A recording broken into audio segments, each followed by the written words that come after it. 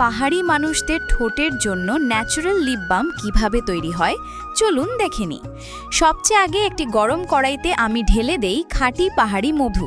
এবার তাতে মেশাই গুঁড়া আজওয়ান, জিয়াজিয়াং, লবঙ্গ, সুগন্ধরা, থাইম, অগ্রউড, স্টাইরেক্স, মাস্টিক আর লাল খেজুর। এই 9টি প্রয়োজনীয় বস্তু আমি আধ ঘন্টা ধরে হালকা আঁচে ভাজতে থাকি, যাতে প্রতিটি ভেষজের নির্যাস ভালোভাবে মধুর সঙ্গে মিশে যায়। তারপর এই গরম মিশ্রণটি একটি মাটির পাত্রে ঢেলে ওপরে ঢাকনা দিয়ে সারা রাত রেখে দেই, যাতে মাটির শীতলতা আর ভেষজের ঔষধি গুণ এতে মিশে যায়।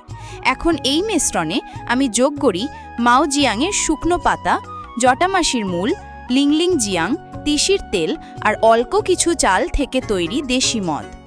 এগুলো ঠোঁটকে নরম করে আর এনে দেয় হালকা লাল আভা। এরপর এটিও আমি সারা রাত ঢেকে রেখে দিই। তারপর কাদামাটি আর খড় মিশিয়ে প্রস্তুত পাত্রটিকে ভালো করে মুড়িয়ে দিই। খেতে একটি গর্ত করে সেই পাত্রটি আমি সেই গর্তে পুঁতে দিই। উপরে শুকনো কাঠির গুঁড়ি ঢেলে আস্তে আস্তে আগুন জ্বালাই। এইভাবে 1 সপ্তাহ ধরে এই দেশি লিপ বাম তৈরি হতে থাকে। এদিকে আরেকটি পাত্রে আমি খাঁটি মোম গলিয়ে নেই এবং তাতে রেখে দেই লিথোস্পার্ম নামের একটি মূল। এই মূল থেকেই বেরোয় সেই গভীর লাল রং, যা লিপ বামটিকে করে তোলে বিশেষ আর সুন্দর।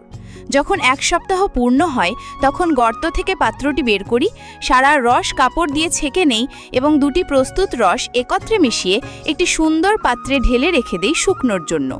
এবার দেখুন, তৈরি হয়ে গেল আমাদের পাহাড়ি ঘরোয়া লিপ বাম, যা শুধু ঠোঁটকে কোমলই করে না, বরং ঠোঁটে আনে এক সুন্দর গোলাপি আভা। এতে নেই কোনো কেমিক্যাল, নেই কোনো ক্ষতি, শুধুই প্রকৃতির আশীর্বাদ আর ভালোবাসা। আপনি যদি এই লিপ বাম পেতে চান তাহলে কমেন্ট করুন আর লাইক দিয়ে সাবস্ক্রাইব করে আমাদের পাহাড়ি পরিবারের সঙ্গে জুড়ে থাকুন। ধন্যবাদ।